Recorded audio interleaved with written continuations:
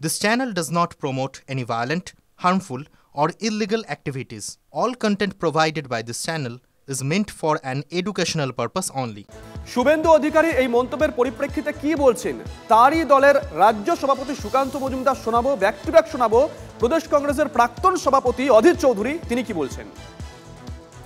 ভারতীয় জনতা পার্টির নীতি আপনারা জানেন, মাননীয় প্রধানমন্ত্রী যে নীতির কথা সবসময় বলেন, সবার সাথ, সবার বিকাশ, সবার বিশ্বাস এবং সবার প্রয়াস। তবে শুভেন্দুবাবু কোন পরিপ্রেক্ষিতে এই কথা বলেছেন সেই বিষয়ে আমার জানা নেই। আমি ওনার স্টেটমেন্টটা এখনও শুনিনি বা ওনার সাথে আমার কথাও হয়নি। আমি ওনার সাথে কথা হলে পরে অবশ্যই ওনার কাছে জানতে চাইব। নিশ্চয়ই ওনাকে কেউ উত্ত্যক্ত করেছিল বা এই ধরনের কোনো বাজে কথা বলেছিল, এবং তার থেকেও বড় কথা বারবার যেভাবে ফ্লোরের মধ্যে, বিধানসভার ফ্লোরের মধ্যে সম্মানীয় বিরোধী দলনেতাকে এবং আমাদের বিধায়কদেরকে যেভাবে বারবার হেনস্থা করা হচ্ছে, বারবার তাদের সাসপেন্ড করা হচ্ছে, এটা আমার মনে হয় গণতন্ত্রের পক্ষে কাম্য নয়। এর থেকে কোনো অগণতান্ত্রিক, সংবিধান বিরোধী এবং ঘৃণ্য রাজনৈতিক উক্তি আর কিছু হতে পারে বলে আমি মনে করি। কে ব্যবস্থা নেবে? কে ব্যবস্থা নেবে? ব্যবস্থা নেওয়ার ক্ষমতা যদি থাকে সরকারের নেবে। এখানকার সরকারের ক্ষমতা আছে। এখানকার সরকার কি করবে? এটাকে নিয়ে রাজনীতি করবে, এটাকে সোশ্যাল মিডিয়ায় দিয়ে তৃণমূল পার্টি মুসলমানদের এলাকায় প্রচার করবে। দেখছো তো, এই তোমাদের বাঘ আসছে, আমি তোমাদের বাঘের হাত থেকে বাঘের মাসি রক্ষা করব। এদিকে শুভেন্দু অধিকারীর বিরুদ্ধে চাকুলিয়া থানায় এফআইআর কংগ্রেস নেতার। বিরোধী দলনেতা অশান্তিতে উস্কানি দিচ্ছেন অভিযোগ করেছেন প্রদেশ কংগ্রেসের সাধারণ সম্পাদক আলী ইমরান রামজ। পুলিশ মন্ত্রী কেন শুভেন্দুর বিরুদ্ধে এফআইআর করেননি?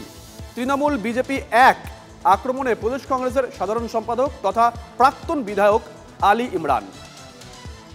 বিরোধী দলনেতা সাম্প্রদায়িক দাঙ্গা লাগাবার যে উনি প্রচেষ্টা করছেন তার দিকে উনি নিয়ে যাচ্ছেন, সেই বিরুদ্ধে আমরা আজকে এখানে এফআইআর করতে এসেছি। রাজ্য সরকারের মুখ্যমন্ত্রী মমতা বন্দ্যোপাধ্যায় কোথায় হারিয়ে গেছেন?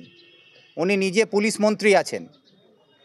পুলিশ মন্ত্রী হওয়ার সত্ত্বেও আজ অবধি শুভেন্দু অধিকারীর বিরুদ্ধে কোনো এফআইআর সরকারের পক্ষ থেকে করা হলো না কেন?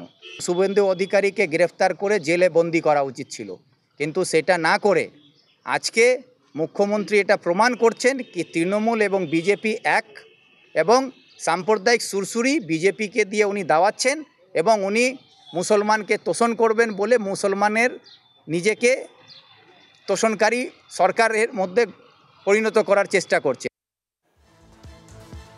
শুভেন্দু অধিকারীর বিরুদ্ধে চাকুলিয়া থানায় এফআইআর কংগ্রেস নেতার। বিরোধী দলনেতা অশান্তিতে উস্কানি দিচ্ছেন অভিযোগ করেছেন প্রদেশ কংগ্রেসের সাধারণ সম্পাদক আলী ইমরান রামজ।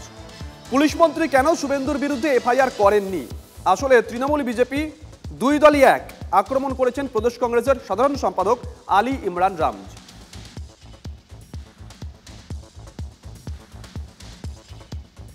বিধানসভায় বিরোধী দলনেতাকে খুন করা হতে পারে, চাঞ্চল্যকর দাবি বিজেপির মুখ্য সচেতক শঙ্কর ঘোষের। তার দাবি, কালো পোশাকে এক আগন্তুক আজ বিধানসভায় ঢুকেছিলেন। শঙ্কর ঘোষের অভিযোগ, তৃণমূলের নির্দেশে ওই ব্যক্তি বিধানসভায় ঢুকেছিলেন, স্পিকারকে জানানো হলেও ওই ব্যক্তিকে খুঁজে বের করা হয়নি, অভিযোগ করেছেন শঙ্কর ঘোষ। মুখ্যমন্ত্রীর নিরাপত্তা বিঘ্নিত হতে পারে, তবে আমরা বুঝেছি যে মুখ্যমন্ত্রীর দলের নির্দেশেই উনি ভিতরে ঢুকেছেন, অর্থাৎ প্রোটেকশন ছিল। আমাদের ভয় যে বিরোধী দলনেতাকে বিধানসভার ভেতরে খুন করা হতে পারে, এই পরিকল্পনা তৃণমূল কংগ্রেসের সরকার করছে। তার জন্য আজকে ট্রায়াল হিসাবে কালো জামা পরিয়ে আমাদের মতন একজন ব্যক্তিকে বিধানসভার ভেতরে প্রবেশ করানো হচ্ছে।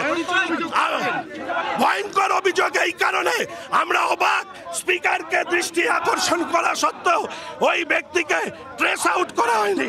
এখানে কলকাতা সবটা জানেন, অবশ্যই জানেন, কলকাতা পুলিশের নিরাপত্তা নিয়ে ওই ব্যক্তি ভিতরে ঢুকেছিল।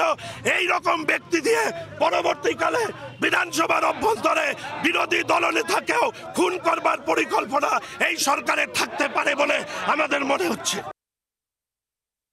একজন ঢুকে সে নাকি ক্যামেরা নিয়ে ভিডিও করছিল, বিশাল নামাজি, ওটা প্রোটেস্ট প্রথম করলো দেখলাম, চিৎকার করছিল, তখন ক্যামেরা নিয়ে ভিডিও করছে, ওর মধ্যে ঢুকে গিয়েছে। এটা সত্যি একটা আতঙ্কের বিষয়, সত্যি একটা চিন্তার বিষয় যে কিভাবে ঢুকলো, কারণ ওখানে ভিডিও করার কোনো প্রভিশন নাই। আমরা বিধায়ক, আমাদের বক্তব্যকে আমরা রেকর্ড পর্যন্ত করতে পারি না ওখান থেকে, কারণ এটা যখন অ্যাসেম্বলি শুরু হয় তখন যে গাইডলাইন দিয়ে দেয় সেখানে টোটালি বলা আছে ইভেন মোবাইল ব্যবহার করা যায় না ওর মধ্যে, সেটাও কঠিনভাবে রেস্ট্রিকশন করা আছে। সেখানে ঢুকেছে, এটা তদন্ত সাপেক্ষ। আমি আশা করব স্পিকার স্যার এই বিষয়ে বিস্তারিত বলবেন। এদিকে রাতারাতি ভোলবদল, মলয় রায়ের পুরমন্ত্রী পদত্যাগের নির্দেশ দিলেও আজও চেয়ারম্যানের চেয়ারেই পানিহাটির মলয় রায়। মুখ্যমন্ত্রীর নির্দেশকেও কার্যত চ্যালেঞ্জ মলয় রায়ের। এবার মলয়ের মুখেও খেলা হবে, কেন পদ ছাড়ার নির্দেশ তার জবাব পেলে তবেই পদত্যাগ। যদিও গতকালই আমরা দেখেছিলাম ফিরহাদ হাকিমের বাড়িতে গিয়ে পদত্যাগপত্র দিয়ে আসেন মলয় রায়, যদিও আইন অনুযায়ী পদত্যাগপত্র দেওয়ার কথা মহকুমা শাসকের কাছে।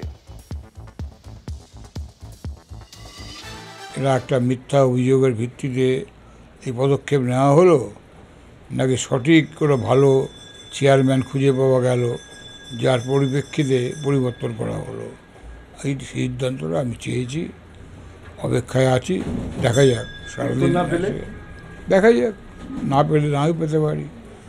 মুখ্যমন্ত্রী সর্বশ্রেষ্ঠ সবার নেত্রী, তার উপর তার আর কিছু বলার নেই। স্বাভাবিক, পেলে ভালো, না পেলেও কোনো আপত্তি থাকবে না, ক্ষোভ থাকবে না। অমরাবতীর মাঠকে সামনে রেখে কি কোনো রাজনৈতিক খেলা হয়ে গেল আপনাদের দলের মধ্যে? না, সেটা আমি এখনই বলতে পারবো না, কারণ মাঠ তো খেলারই জায়গা, মাঠ তো রাজনীতির জায়গা না। তবে মাঠে যদি রাজনীতি খেলা খেলতে আসে, সে খেলা আমি প্রত্যক্ষভাবে খেলেছি, ভবিষ্যতে আরও বড় করে খেলবো অমরাবতী মাঠ নিয়ে। যে খেলা খেলছে সে খেলাই খেলবো।